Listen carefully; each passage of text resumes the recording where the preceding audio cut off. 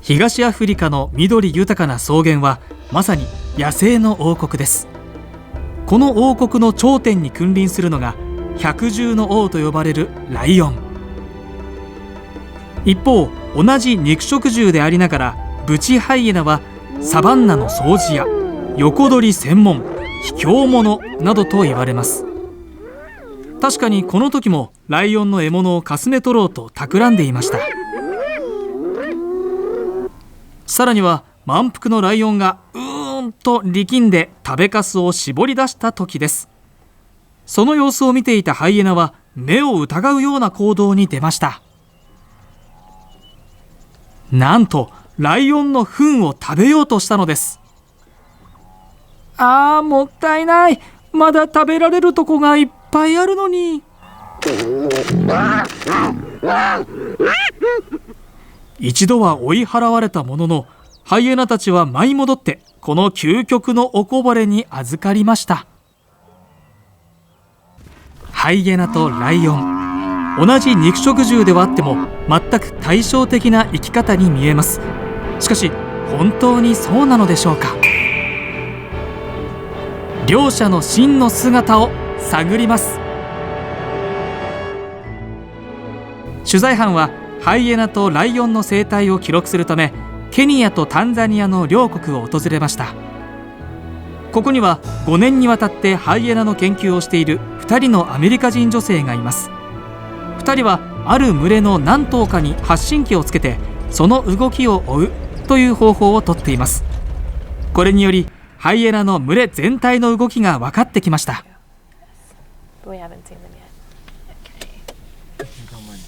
You ready? At 1753, we are about 300 meters south of the Twin Trees, and we track Moon Pie into some bushes, and she is just sacked out. 謎と誤解に満ちたハイエナ、興味深い発見の連続だといいます。The spotted hyena society, females are the dominant animal. All adult females are dominant to all of the adult males in the clan.ハイエナの群れを支配するのはメス。翌日、夜明け前から取材班は研究者と共にハイエナの行動を観察しました。明け方、巣に戻ってきたハイエナたちは入り口近くでキリンの肉を漁ります。これは狩りに失敗した日の非常食となっているようです。ここで食べているのは全員メス。メス同士の間にも順位があります。ハイエナの群れは階級社会。やがて朝日が顔を出す頃、姿を現したメスはかなり順位が高いようでした。それまで食べていた者たちが慌てて退き、彼女が肉を独占したのです。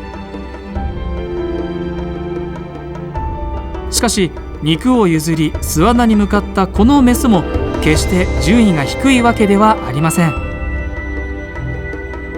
もう一頭別のメスが巣穴に近づいてくると、先にいた彼女に自分のお尻の匂いを嗅がせへりくだってみせたのです。とそこへ巣穴から子供たちが顔を出します。お出迎えの挨拶はこのキス。夜の間、子供たちだけで留守番をしていた寂しさからか目いっぱい甘えます。しかし相手がナンバー2のメスとなると、子供たちの出迎えの様子が違っていました。大人同士はすでに挨拶を済ませています。しかしこの日初めてナンバー2と出会う子供たちは敬意を示すため、相手のお尻を舐めるというハイエナ独特の挨拶を行ったのです。もちろんナンバー1のメスに対してもこの挨拶を欠かしません。生後 1,2 ヶ月でもちゃんと順位性を理解し、礼儀をわきまえているんです。では子供同士の間にも順位はあるのでしょうか。いいえ、群れが協力して子育てを行うハイエナの社会では子供のうちは平等なんです。時にはまだ終戦もないのに匂い付けの真似事をしてみたり、取っ組み合いや追いかけっこをして競い合ってみたり、大人になるための訓練は遊びを通して自然に行われます。しかしハイエナの順位は実力で決まるのではありません。大人の仲間入りをするとき、メスは母親の順位を受け継ぐというのです。つまり順位の高い母親の娘が大人になると、いきなり年上のメスより上位にランクされるのです。一方、オスは大人になると群れを出て、別の群れで最下位から始めなくてはなりません。取材班がオスの姿を初めて見たのは日が高くなってからでした。すべてのメスがお腹を満たした後、ようやくキリンの肉にありついたのです。母系社会にあってオスは肩身が狭そうです。しかし同じ母系社会でありながら、ライオンのオスの場合は全然事情が違います。子育てはメスに任せて、ろくに姿も見せません。狩りも基本的にメスの仕事。バッファローのような大物を倒す時でさえ手を貸そうとしないのが普通です。それでいてついに獲物を仕留めたとなると、どこで見ていたのかひょっこり現れます。そして遠慮のかけらもなく真っ先にごちそうを食べ始めるのです。いざという時、敵と戦うのはオス。その強さ、頼もしさがあればこそ、メスも子供たちもオスの優位を認めています。強い者が生き延びて群れを引っ張っていく、これがライオンのやり方です。ハイエナの狩りは意外にしつこい。ある朝、ハイエナたちは疲れた様子で水場で休んでいました。夜の狩りに失敗したのです。とそこへオグロヌーの一団がやってきます。警戒しながらも一歩一歩ハイエナのいる水場に近づくヌー。もし相手がライオンだったらありえないことですが、ヌーはハイエナたちのだれきった様子を見て安全だと確信したようです。自分たちの欲望に従い、喉の渇きを癒すことにしました。こうなるとハイエナの方が取り囲まれる格好です。ハイエナの周りのヌー、そしてシマウマの数はどんどん増えていきました。いたたまれずにその場を立ち去る者も現れます。身動きが取れない者もいます。いずれにしても無様な姿。草食獣たちに舐められても仕方ありません。しかしこう見えてもハイエナは実は優れたハンターであり、ライオン以上に恐ろしい存在なのです。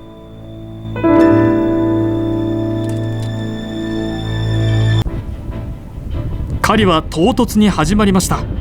一頭のハイエナが突然全力で走り出したのです。標的は完全に絞り込まれていました。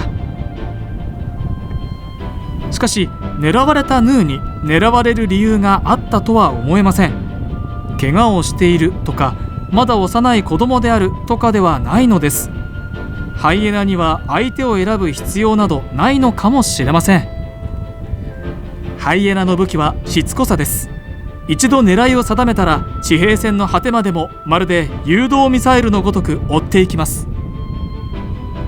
相手が諦めたら勝負は頂き。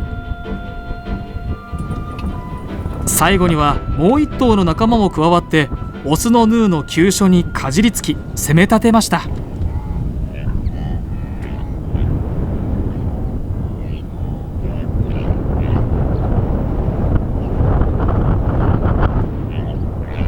さて、いよいよヌーが倒れてあとは食べるばかりとなった時、なぜか最初に狩りを仕掛けた一頭が獲物のそばを離れました。同じ群れの仲間同士だからこそ協力して獲物を倒したものの、いざ食べる段になると今度は順位の差がものを言い、弱い方がお預けを食わされるのです。耳を後ろに倒し、尻尾でお腹の方に巻き込んでいるのが順位の低い証。それにしてもハゲワシやジャッカルは一緒に食べているのに理不尽な気がします。おや、そこへ姿を見せたのはライオン。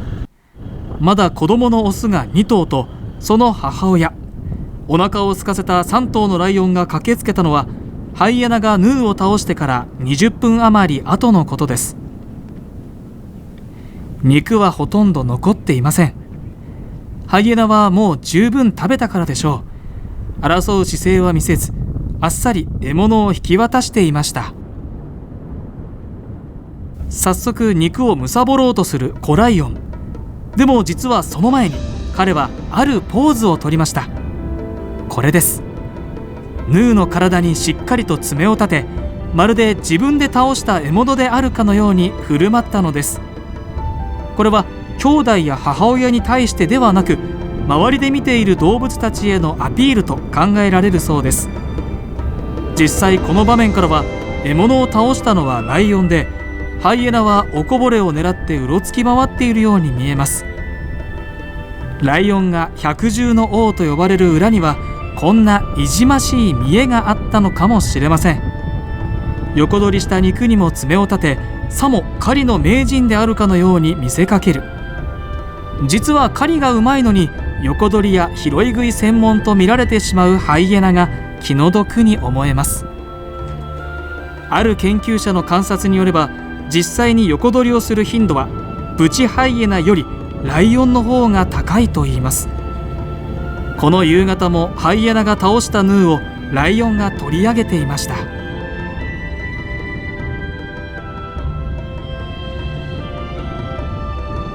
ハイエナかライオンか、本当の王者を決めることはできません。ただどちらも見かけとは別の顔を持っていることだけは確かです。